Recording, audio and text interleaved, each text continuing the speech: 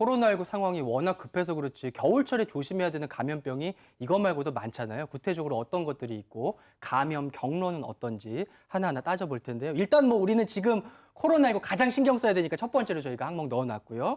두 번째 인플루엔자입니다.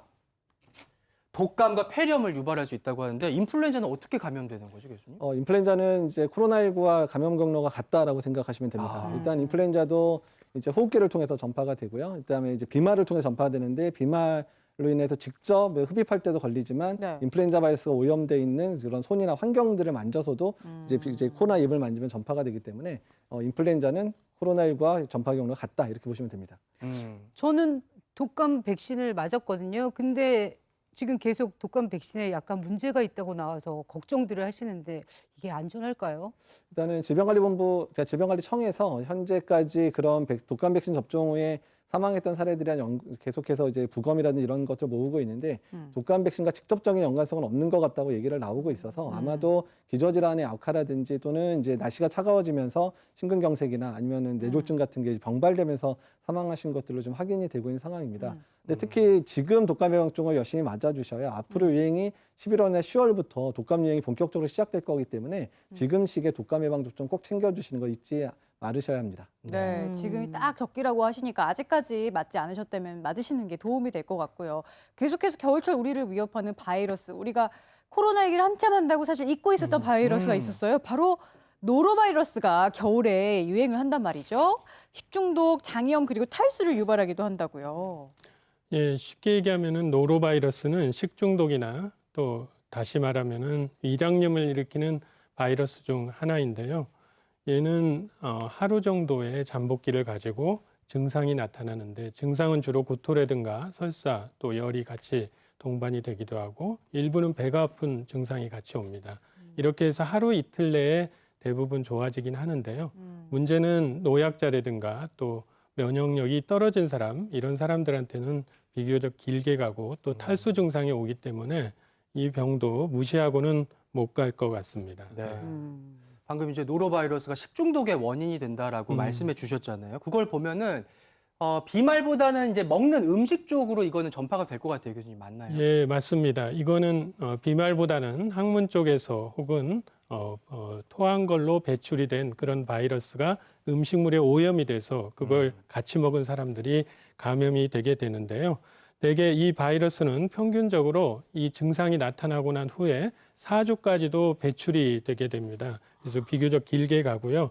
오염된 음식물이나 물로도 감염이 되기 때문에 보통 우리가 신선한 채소나 과일이라고 하더라도 샐러드 혹은 뭐 다른 샌드위치를 만드는 그런 과정에서 오염이 되기도 하고 또 밥이나 반찬 같이 먹으면은 전염 가능성이 또 있습니다. 네. 덥고 습한 여름철이 아니더라도 음식 관리 잘해야 될 것 같고요. 음식으로 옮을 수 있는 바이러스 하나 더 볼게요. A형 간염이라고 나왔는데 만성 간염이나 간경화를 일으킬 수 있다. 한창 A형 간염이 좀 돌다가 좀 주춤하는데 요새 또 다시 돈다고 그러더라고요. 이제 A형 간염이 작년에 엄청나게 많이 발생했고요. 작년에. 특히 항체가 많이 없었던 20대에서 40대 사이에서 유행을 사실 많이 했었거든요. 근데 올해도 지금 그 여진 때문에 발생을 하고 있고요. 근데 작년 같은 경우에 원인이 밝혀져서 조개젓이 이제 A형 간염 바이러스에 오염돼서 유행을 했었어서 작년에 일시적으로 조개젓 유통이 이제 금지됐었던 적이 사실 있었습니다. 어쨌든 A형 간염은 다른 B형이나 C형 간염은 이제 혈액을 통해서 전파되지만 A형 간염은 이제 그 음식을 통해서 전파되는 그런 패턴이기 때문에 이제 오염되지 않은 음식들을 그래서 보통 열로 가열하면 대부분 죽기 때문에 하셔야 되고요. A형 간염은 여기 나오는 그 만성 간염이나 간경화를 일으키지는 않습니다. 그래요? 일으키지는 않고 급성 간염 형태로 나타나서 고열이 나고 그 다음에 이제 회복되는 그런 형태로 이제 되는 것으로 생각하시면 됩니다. 다행이네요. 요거는. A형 않는다. 간염이 네. 저는 굉장히 무섭다고 들었고 작년에 A형 감염 때문에 목숨을 잃은 사람도 봤거든요. 근데 이게 치료가 어렵다고 얘기를 들었어요. 그러니까 A형 간염이 이제 아직까지 치료제가 나와 있지는 않습니다. 근데 A형 간염이 그러니까 거의 건강하고 이런 대부분의 분들은 이제 그냥 한 1, 2주 엄청 고생하고 회복이 되기는 하는데요. 그중에 극히 일부에 해당되는 부분들은 정격성 감염이라 그래서 급성 감염이 너무 심해져가지고 간 기능 자체가 부전까지 빠지는 사람이 뭐 발생하는 수가 있습니다. 그래서 그런 분이 일본에서 사망하기도 하고 아니면 이제 그러기 전에 간 이식까지 받아야 되는 경우들도 사실 있기 때문에 A형 감염이 거의 대부분이 가볍다고 해서 아주 무섭지 않은 질병을 생각하시면 안 될 것 같습니다. 네, 일단 미리미리 잘 예방하는 게 도움이 될 것 같고요. 그다음 마지막 감염병은 바로 수두입니다. 저희 아기 태어나자마자 예방접종 맞았던 기억이 나는데 이게 바이러스성 폐렴을 일으킬 수도 있다고. 수두도 바이러스로 옮겨지는 건가요, 교수님? 예, 맞습니다. 수두도 급성으로 바이러스에 의해서 옮겨지는 질환인데요. 뭐 가려움증 이런 정도 있다가 그다음에 전신으로 얼굴을 포함해서 작은 물집들이 쫙 퍼지게 됩니다. 그리고 이 수두는 침이나 공기를 통해서 옮길 수 있고 발생 초기에 감염력이 비교적 높고요. 딱지가 앉은 후에는 되게 흉터 없이 치료는 되는데 그때까지는 계속 감염력이 있고요. 그리고 특히 이제 수두에 앓았을 때 뭐 면역력이 약하거나 이런 경우에는 폐렴까지도 가기 때문에 주의를 해야 되고요.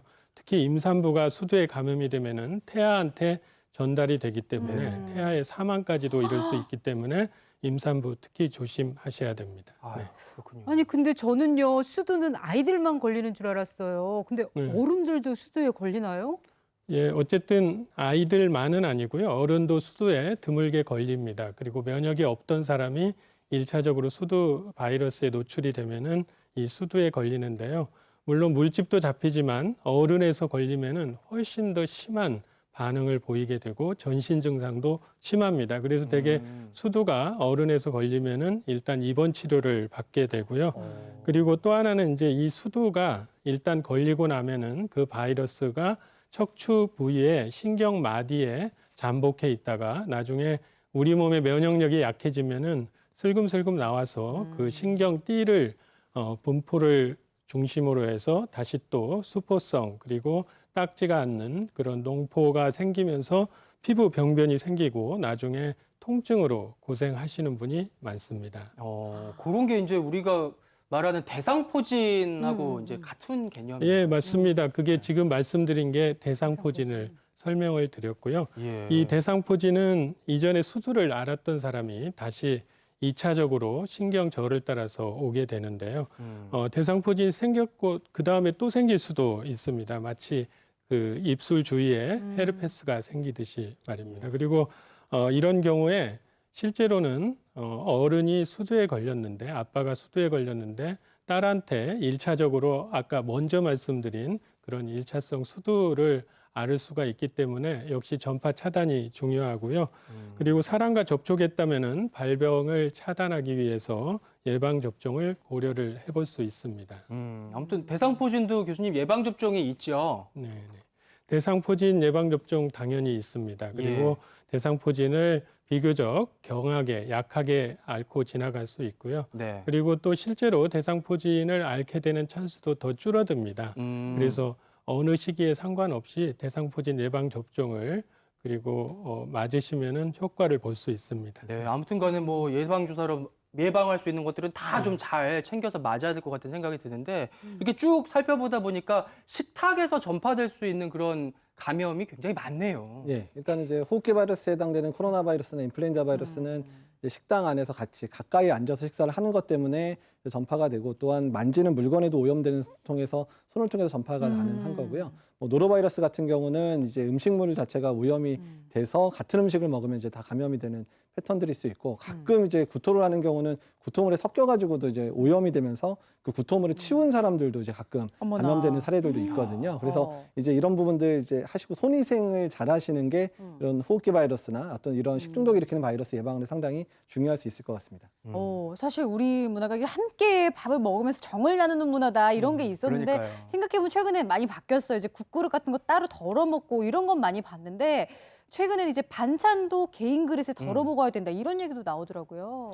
네, 맞습니다. 사실 그동안에 우리 음식 문화가 많이 달라졌습니다. 하지만 여전히 함께 먹는 식문화를 가지고 있습니다. 그래서 밥이랑 국은 따로 먹지만 반찬을 같이 먹는 상황이라서 여전히 위험하다고 생각이 됩니다. 그래서 특히 그 계란찜 같은 경우에는 타액 속 바이러스를 공유하지 않을 수가 없을 상황이고요. 그래서 찌개나 탕뿐 아니라 반찬도 각자 먹는 것이 요즘 코로나 시대에 바람직하지 않을까 하는 생각을 갖고 있습니다. 네.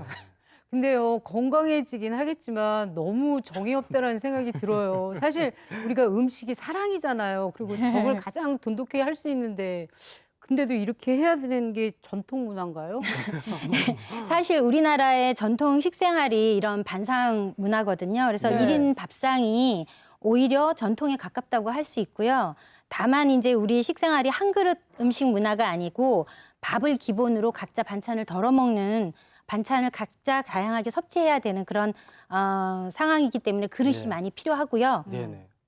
근데 식구수대로 그릇을 놓다 보니까 설거지가 좀 늘어나고 네. 좀 효율성이 좀 떨어지니까 가족끼리 반찬은 공유하는 그런 상황이 됩니다. 그러다 보니까 공기나 타액의 접촉 빈도가 사실은 가족끼리도 높아서 반찬은 문제가 되진 않을 수가 있어요, 가족끼리는. 네네. 그렇지만 식당에서 식사를 할 때는 집에서 식사하는 거와는 좀 다르게 식사를 해야 합니다. 그래서 이제부터는 개인 접시에 새 젓가락으로 반찬을 덜어서 식당에서는 드셨으면 합니다. 근데 이제 이렇게 먹는 게 위생적이고 건강에 좋은지는 다 알겠습니다만 조금 있다가 점심시간에 식당 한번 가보세요. 사람이 엄청 많은데 거기서 개인 접시 주세요, 반찬 따로 주세요. 이렇게 난리 나지. 말이 하기가 입이 안 떨어진단 말이죠, 교수님. 네, 그래서 이론과 현실이 사실은 늘 잘 맞지는 않습니다. 그래서 최근 지자체와 외식업 종사자들이 캠페인을 많이 벌이고 있습니다. 그래서 만약 그동안 가던 식당이 아니라 새로운 식당을 찾아가신다면 한번 안심식당이라는 그 안심식당. 검색을 하시고 한번 찾아가시는 있네요. 것도 방법일 네. 것 같습니다. 올해 7월부터 지자체에서 덜어먹기나 위생적인 수저관리, 방역수칙을 잘 지키는 식당을 안심식당으로 지정하고 있고요. 구청 홈페이지나 인터넷 검색을 통하면 찾을 수는 있습니다. 지금 전국적으로는 한 2만 개 정도 설정이 되어 있는데 2만 개를 목표로 하고 있는데 네네. 한 14,000개 정도가 안심식당으로 지정되어 있다고 합니다. 와.